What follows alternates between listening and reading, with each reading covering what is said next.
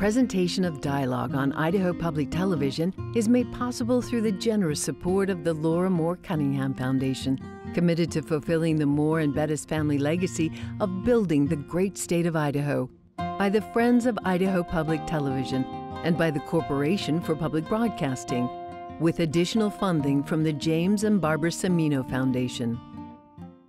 People often ask me, do you think the writer has an obligation to be political, to be subversive? And I say writers and everyone else. Coming up, I talk with author Tayari Jones about her best-selling novel, An American Marriage, and about how one vicarious moment can change the course of a book. That's Conversations from the Sun Valley Writers Conference next. Stay tuned.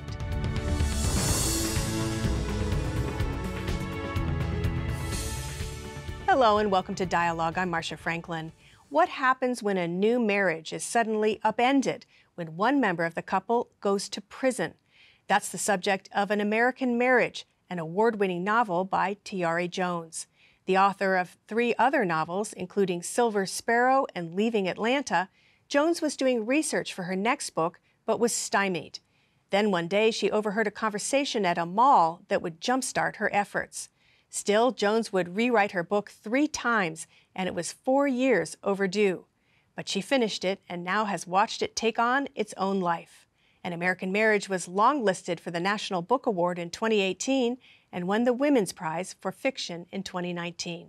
It was chosen for Oprah's book club and was singled out by former President Barack Obama for his year-end list of his favorite books.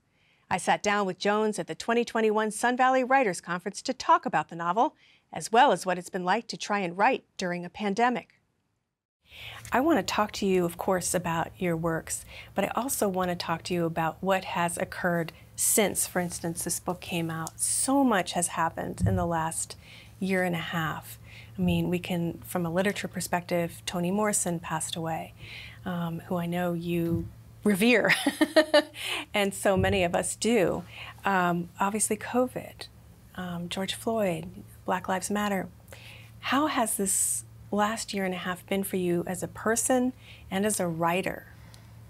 As a person, this has been a very sobering year. I've recently moved from Brooklyn, New York, back to my hometown of Atlanta.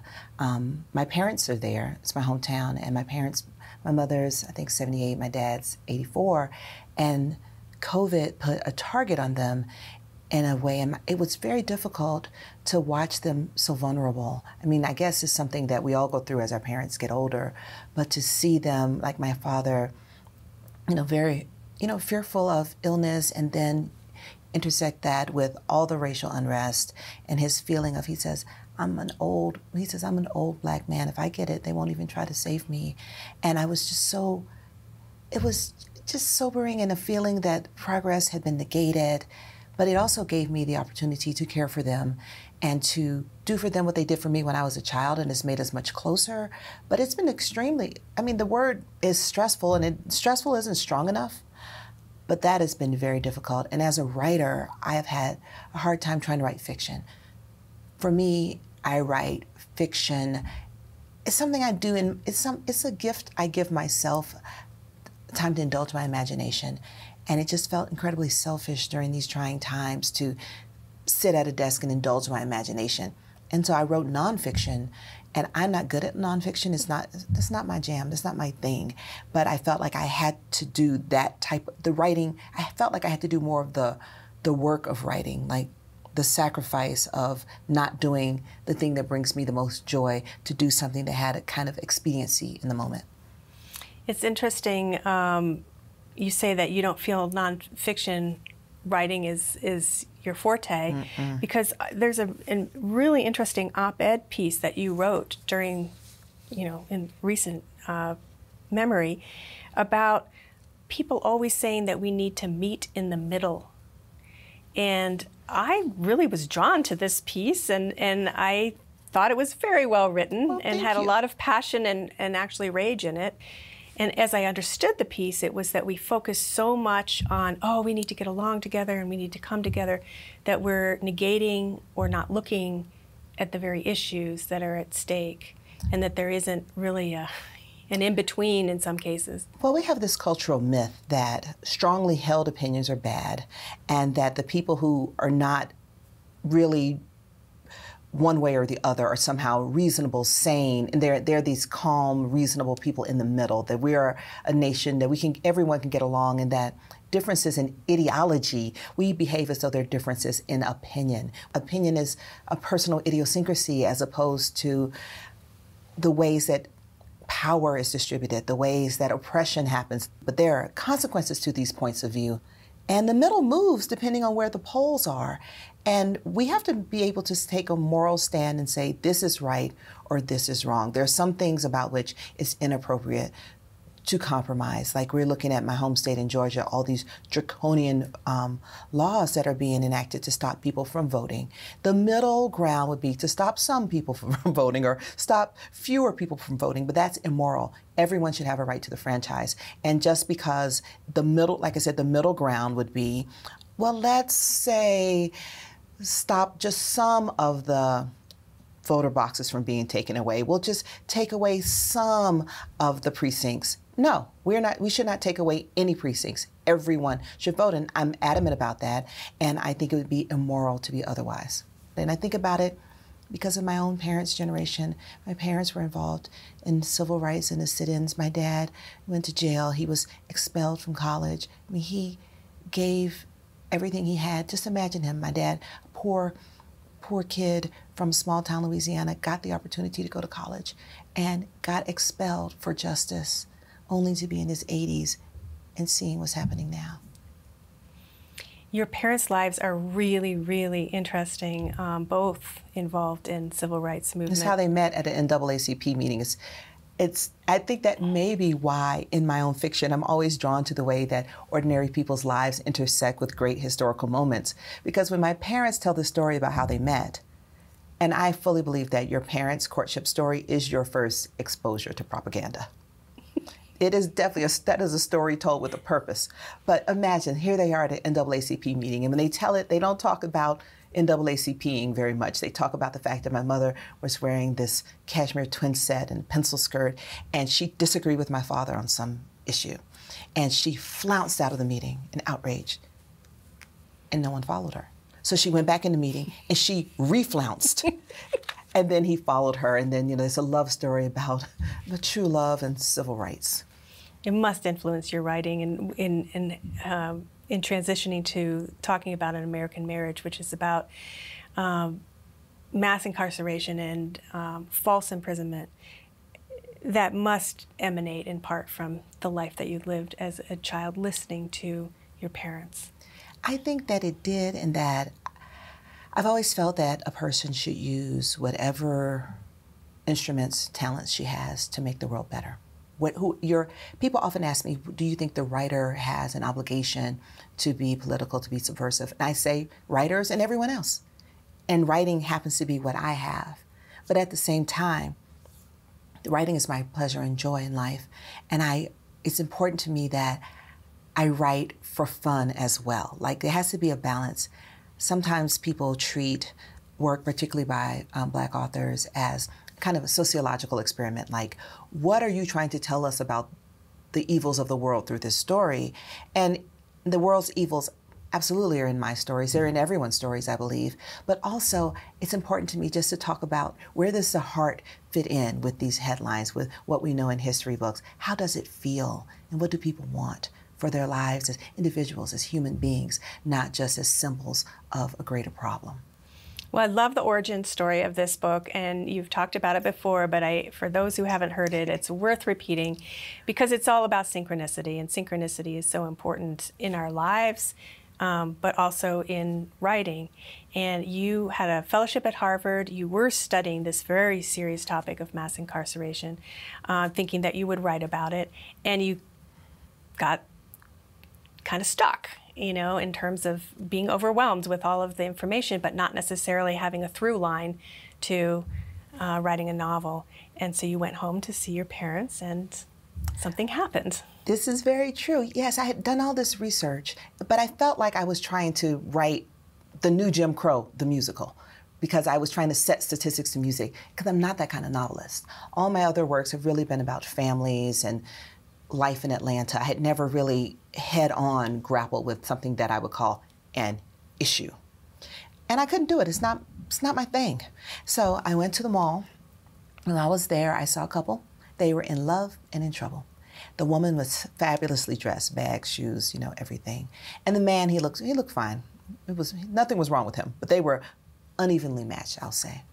And I heard her say, clear as a bell, she said, Roy, you know you wouldn't have waited on me for 7 years. I looked at him, I looked at her, they looked at me, and we were all three in agreement that he would not have waited on her for 7 years. And he said to her, I don't know what you're talking about. This wouldn't have happened to you in the first place. And he was right. We all agreed. And I thought, oh, this is where a novel is, because novels come from places of moral ambiguity. And yes, he wouldn't have waited on her, but it's kind of not the point, but it kind of is the point. And I went and decided to just concentrate on the marriage. Two people married 18 months. He's sentenced to 12 years. They've only been married 18 months.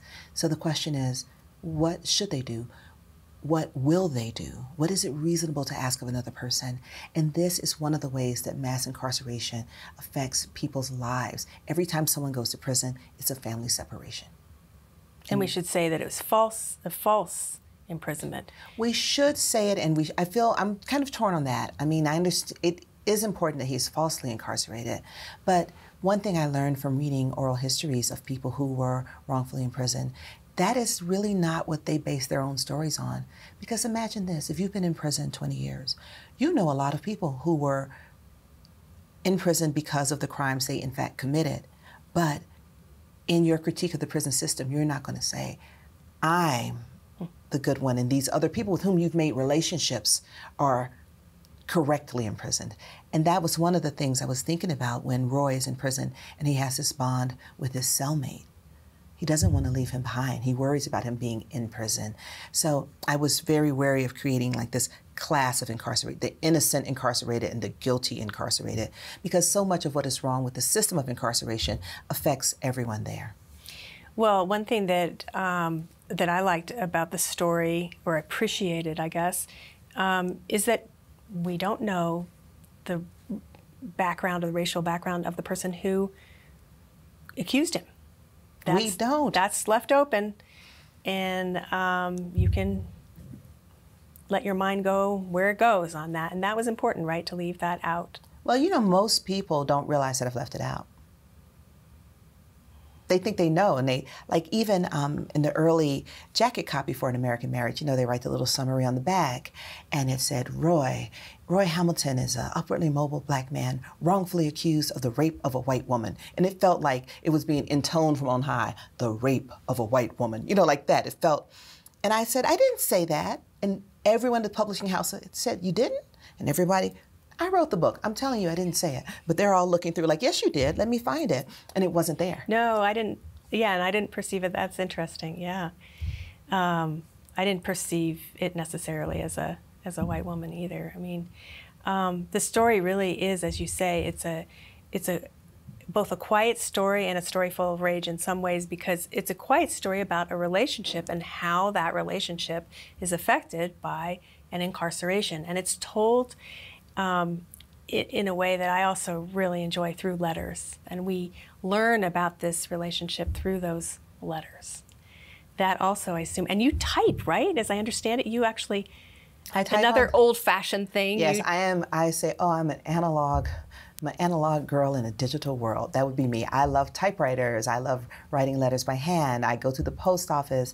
I just enjoy these things that cause me to be more quiet and more mindful and intentional. When I type on a computer, I type so quickly, I don't quite know what I've typed. I have to read it over. It is, I liken it to the experience of when you eat, when you're really hungry and you eat really fast. You look down, your plate is empty. Clearly you ate it. Who else could have eaten it? It was you, but you don't quite know what you ate. And that's how I feel about the writing on the computer. I'm in like a fugue state, and I'm not intentional. I'm not aware of the workings of my own mind. But a typewriter, if you try to type too fast, that typewriter will stop you because the keys get tangled. You have to be deliberate. But the series of letters really allows you to do a number of things. Why did you want, as a mechanism, to have those letters in there? Well, one, I've always wanted to write an epistolary novel, but it's really inappropriate to do it in a modern setting because no one writes letters except me and you. So unless I'm going to write a novel about us, I can't really have the reader suspend her disbelief enough for me to write a novel entirely in letters. And I know people have written novels that are in emails. It's not the same. The way you write a letter is not the same as in an email. But people in prison rely on letters for 3 reasons. The person in prison, 1, wants to know whatever information is contained. They want the update. 2, the letter serves as a gesture. I took this time to write this letter to you. And when they receive the letter, everyone else around them knows you have people out there who took time to write to you. Thirdly, the letter itself, the physical paper, serves as a souvenir of the relationship, can be saved and carried around. So that worked just for the believability of it. But secondly, prison is 2 things, monotony and brutality.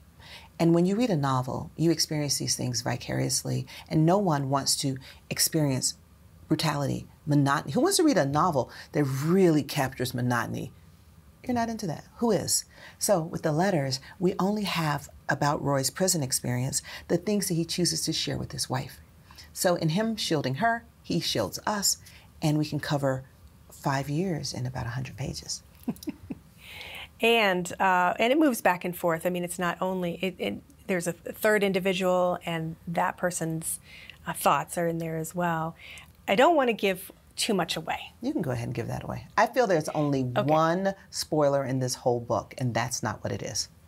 I know what that is, and I won't give that away either. I promise. So there are 3 people involved here, and a love triangle, we can say.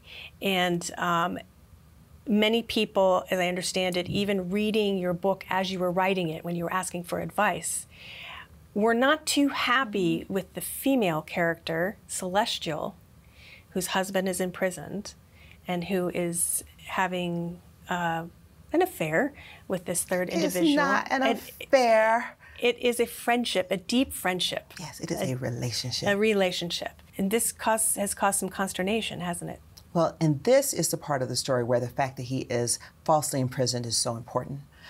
Because when Roy is falsely imprisoned, he does become a symbolic person in the minds of everyone around him. Like her father, who isn't even that into Roy, suddenly becomes his greatest defender because he says that Roy is a black man held hostage by the state. And the idea is that she should be chaste, have sexual fidelity to him, almost as a symbolic act, because she cannot use abstinence to get him released. That's not how the appeals process works.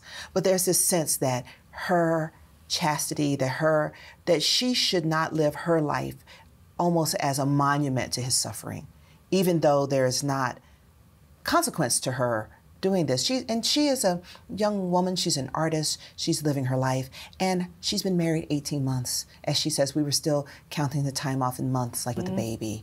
And he is in prison, and that marriage is everything to him because it's all he has, where she has a lot of things. So what prison has done is made their relationship hopelessly uneven.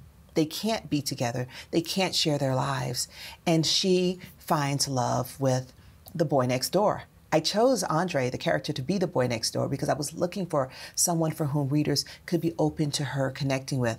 Because I felt like if she met someone new, people would say, who is this new person disrupting the sacred? He's the boy next door. And if you are an American, you know that they put boys next door for one reason, so that you can marry them. That's why they're there. I mean, it is a trope.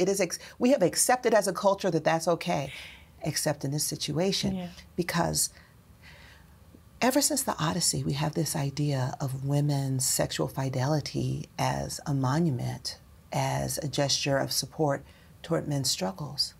But is it more reasonable? Is it more selfish for her not to wait, or is it selfish for him to want her to wait? And that's why I think both of them have to grow up and stop thinking of themselves and their relationships symbolically and to understand each other as vulnerable human beings. The title, An American Marriage. It's an American marriage. Yes. But that was not necessarily a title that came it was a title that came easily in the sense that, as I understand it, during some banter, it just came out. But it wasn't necessarily a title that you could you had to sit with it for a while for it to be okay. Yeah, I was brainstorming with my editor, and I said, oh, we should call this book An American Marriage. I was being cute. I said, because when you say things are American, people think they're important. You know, ha ha. And he really glommed onto it, and I was not convinced. I felt like the title An American Marriage didn't seem to have anything to do with me, because I've never been called American without another word in front of it. I've only been called Black American.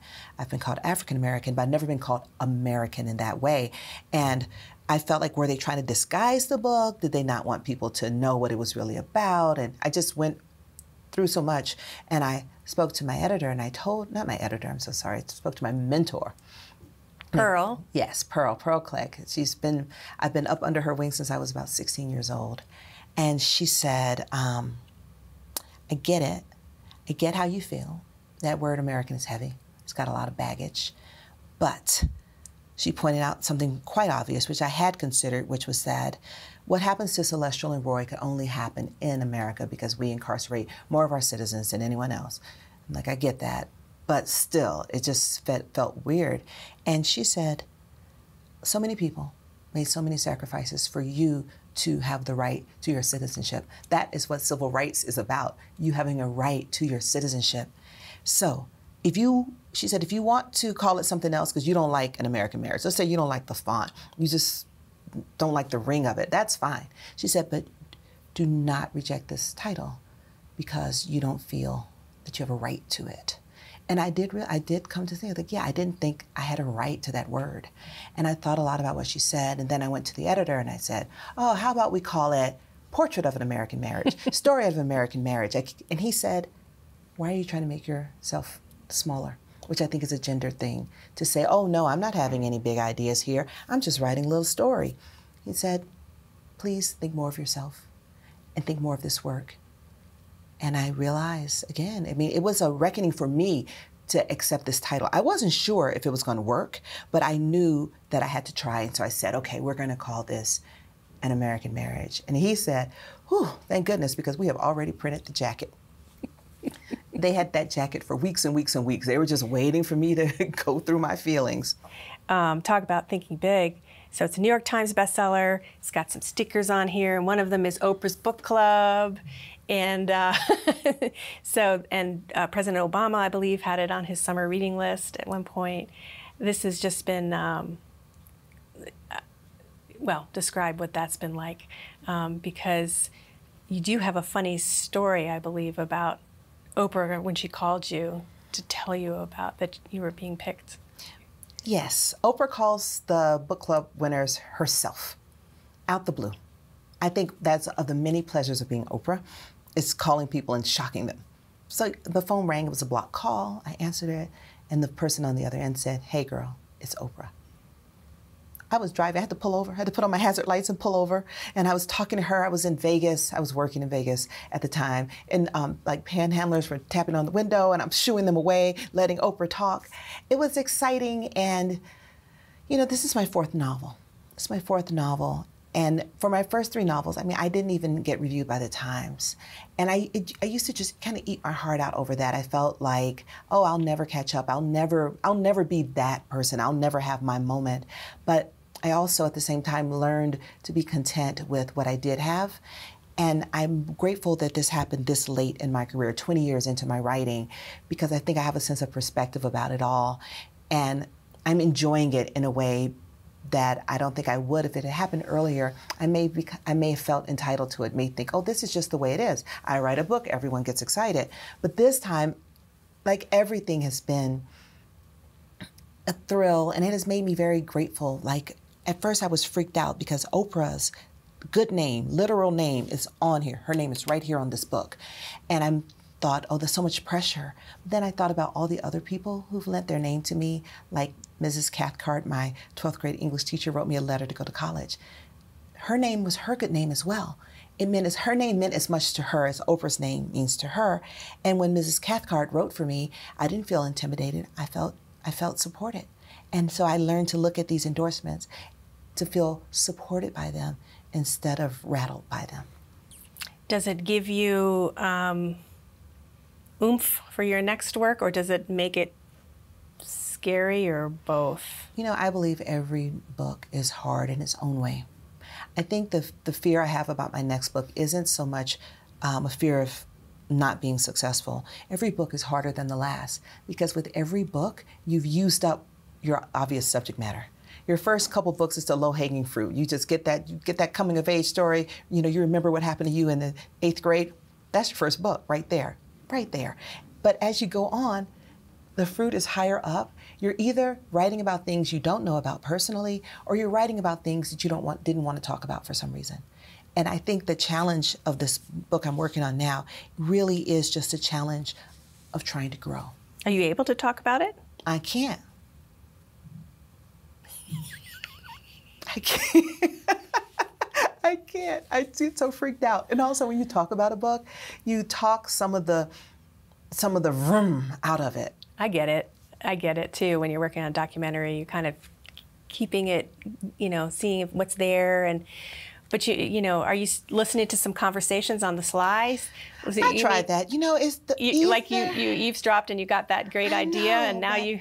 Either the people around me are not as interesting as they used to be, or maybe that lightning can't strike twice. You need to go to the mall again.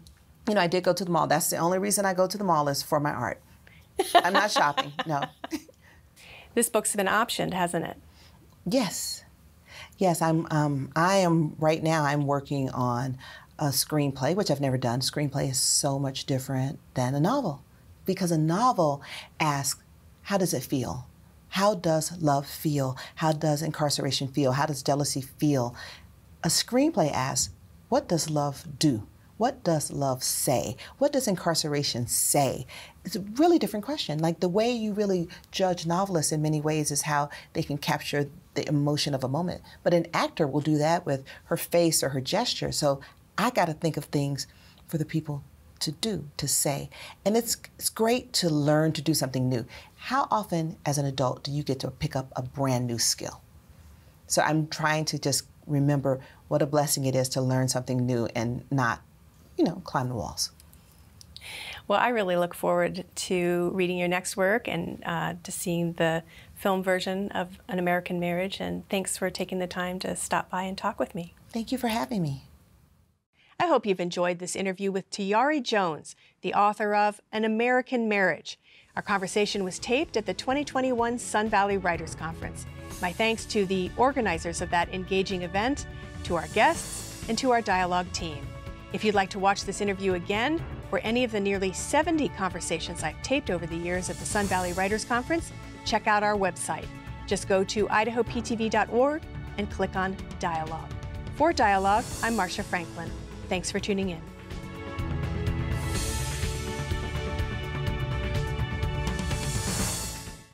Presentation of Dialogue on Idaho Public Television is made possible through the generous support of the Laura Moore Cunningham Foundation, committed to fulfilling the Moore and Bettis family legacy of building the great state of Idaho, by the Friends of Idaho Public Television, and by the Corporation for Public Broadcasting, with additional funding from the James and Barbara Semino Foundation.